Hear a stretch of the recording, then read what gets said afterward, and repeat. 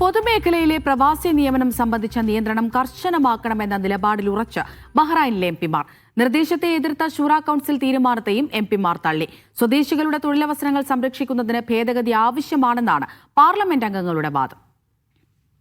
ബഹ്റൈനിൽ പൊതുമേഖലാ സ്ഥാപനങ്ങളിലെ പ്രവാസികളുടെ നിയമനത്തിൽ കർശന നിയന്ത്രണങ്ങൾ ഏർപ്പെടുത്താനുള്ള പാർലമെന്റ് നിർദ്ദേശം ശൂറ കൌൺസിൽ തള്ളിയതിനെതിരെ എംപിമാർ രംഗത്ത്. സ്വദേശി പൗരന്മാരുടെ തൊഴിലവസരങ്ങൾ സംരക്ഷിക്കുന്നതിന് ഈ പരിഷ്കരണം അനിവാര്യമാണെന്നാണ് പാർലമെന്റ് അംഗങ്ങളുടെ നിലപാട്. സിവിൽ സർവീസ് നിയമത്തിലെ ആർട്ടിക്കിൾ 11 വരുത്താൻ ഉദ്ദേശിക്കുന്ന ഭേദഗതി പ്രകാരം ഒരു പ്രവാസി തൊഴിലാളിയെ നിയമിക്കുന്നതിന് മുൻപ് യോഗ്യനായ ബഹ്റൈൻ ഉദ്യോഗാർത്ഥി ഇല്ലെന്ന് മന്ത്രാലയങ്ങളും സർക്കാർ ഏജൻസികളും ഉറപ്പാക്കേണ്ടതുണ്ട്. മിനിമം യോഗ്യതയായി ബിരുദാനന്തര ബിരുദം, 10 വർഷത്തെ പ്രവൃത്തി പരിചയം എന്നീ യോഗ്യതകളും പ്രവാസി ഉദ്യോഗാർത്ഥിക്ക് ഉണ്ടായിരിക്കണം.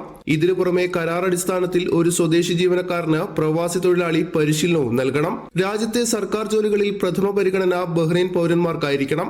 യോഗ്യതയുള്ള പൗരന്മാർക്ക് സർക്കാർ ജോലികൾ ലഭിച്ച ശേഷം മാത്രമേ വിദേശികളെ നിയമിക്കാൻ പാടുള്ളൂ. ഇക്കാര്യം ഉറപ്പാക്കുകയാണ് നിർദ്ദേശത്തിലൂടെ ലക്ഷ്യമിടുന്നതെന്ന് പാർലമെന്റ് നിയമകാര്യ സമിതി ചെയർമാനായ MP മഹമ്മൂദ് ഫർദാൻ പറഞ്ഞു. Media 1 Bahrain.